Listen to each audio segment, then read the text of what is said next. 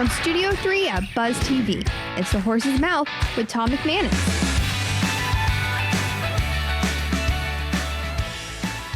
All right, welcome into another edition of The Horse's Mouth here at Tommy Mac's place, of course, at my bar, where everybody is welcome. Brought to our good friends at Dasher and at Farther. Client-focused media is here. The Jacksonville Party Company is here. Farther's here as well. We're going to have a great show. Let's welcome in the panel. Major Harding is here from CFM. Tom. How are you, my man? Good to see you again. Good to see you again. What's the latest out there in the world of CFM? My third week at Client-Focused Media. Okay. And how you liking it? Oh, it's awesome. I'm connecting people with business and here, and it's just been. Mike's built a great team. Oh, yeah. I attended their little board meeting last week before I went to Costa Rica. I'm on a board down there. Okay. We do feedings. We do about 600 meals a week. That's awesome. For homeless and children and stuff, awesome. Ministry. And so, I seem like I just plugged right in here. Yeah, absolutely. We're great to have you on the show and at CFM, man.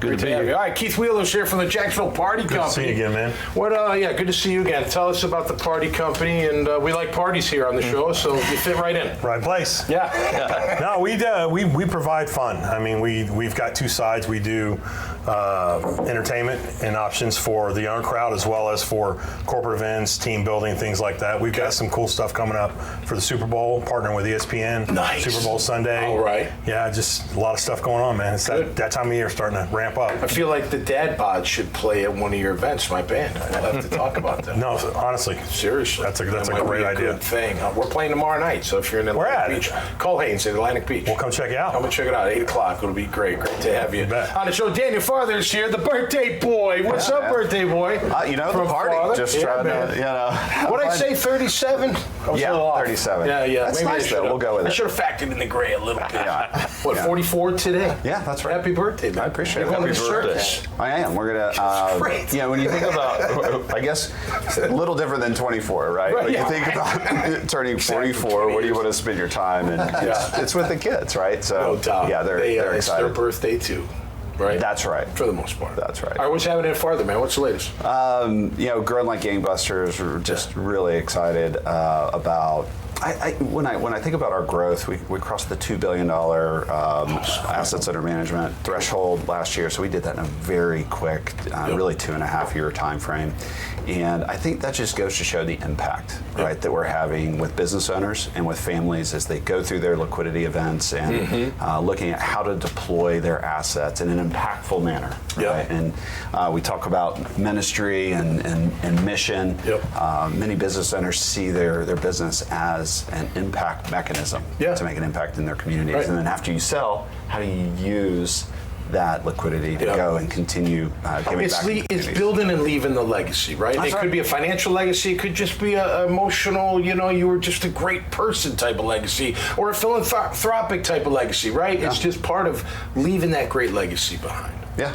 Absolutely. Well, great to have you on the show. Yeah, great to be Jack Sears is back from Client Focused Media. Great. The bookends, look at you. You look just like Josh Allen and Trayvon Walker, man. Unbelievable. Don't hurt me, all right? Don't hurt me. What's happening, boy? Great conversation at the bar today. Always. Because, at Client Focused Media, we've made a commitment to philanthropy in this area. No doubt. The ownership, $1 million worth of time, talent, and treasure. And that's a big part of what I do, right? To make those wise investments, to match the interest of philanthropy with this firm's resources. Absolutely. You do a great job. And Jacksonville's a really big giving back type community. It always has been. I've been here for a long time.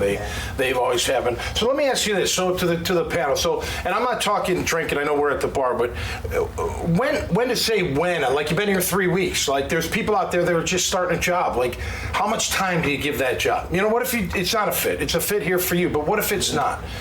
How much time do you say, okay, you know what, this may not be my path. I got to go find, because it's hard.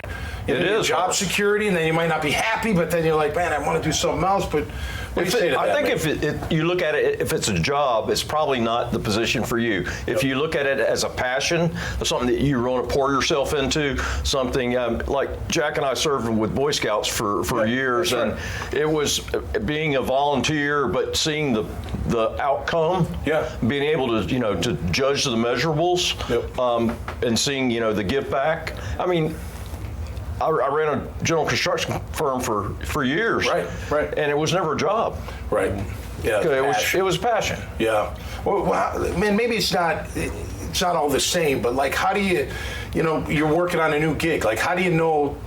You got to vet them out. They got to be real. Like, how much time do you spend? Because it's all about time, right? How much time do you spend? Time management. I've got to vet out deals all the time, and if I'm not good at vetting them out, I waste a lot of time. You know what I'm saying? Yeah. So how about in your? So for me as a small business owner, I think there has to be some personal interest, and I think there's an equation that you have to create, right? How much of it is business? How much of it is passion? How much of it is just desire? I worked 20 years for IBM, right? And when I was in my mid to late 40s, I had a job that I enjoyed, but it was always a job. Right. And I had the opportunity to do what I do now. Yep. The wife didn't necessarily agree. Yeah. But for me, it was something that I found a lot of interest in. Yep. And then it became a passion. And I think there's a lot to be said for that. Yeah. It was never about the paycheck for me. It's always just my happiness. I got to be happy when I'm doing it. I'm not happy. Yeah, and nobody's happy. And in working with business owners in our practice, people look at us a lot of times and it's like, oh, well, do I have enough money? But it's not just quantitative. There's a huge qualitative piece to transitioning out, selling your business. Yeah. What does that look like? So we actually go through a scoring mechanism where we say, okay, are you ready, emotionally ready to actually transition out, sell your business, retire, what it might be. Right. And then once you're emotionally ready to do it, then what is your business worth? Right. So put an estimate of value around there. Yep. And then is that enough? Then we can talk about the quantitative measures. Right, Do you have enough money? Yeah, but absolutely. you have to be ready for that transition. It's all relevant to the person. Some people may need this, some people may need that, whatever you want. That's what life is all about. Final word, Jack, what do you got? To your initial question, my first job Yeah. out of college, I stayed for 37 years. My second job is with client-focused media. All right. And at the end of the day, what I look at is, do you leave the campsite better than you found it? Okay, I like it. Clean up. That's an old scouting Boy thing. Scout. It's an old Boy Scout thing. You think about it, everything that we do in business, Yep. in our families, Tom, Yep. even here at Client Focused Media, That's right. we're leaving it better than we found it. Yeah, Because no at the doubt. end of the day, I think that's what we're going to be measured on. I That's agree. great. Totally agree. Great comment right there. All right, that'll do it for us this time around. Always fun to hear stories here at my bar. Make sure you go to the dailynewsnetwork.com website. You'll see this conversation. You'll see all their profiles and many, many other conversations. Until next time, y'all stay safe out there and be cool. We'll see you right here on The Horse's Mouth. Cheers. Cheers.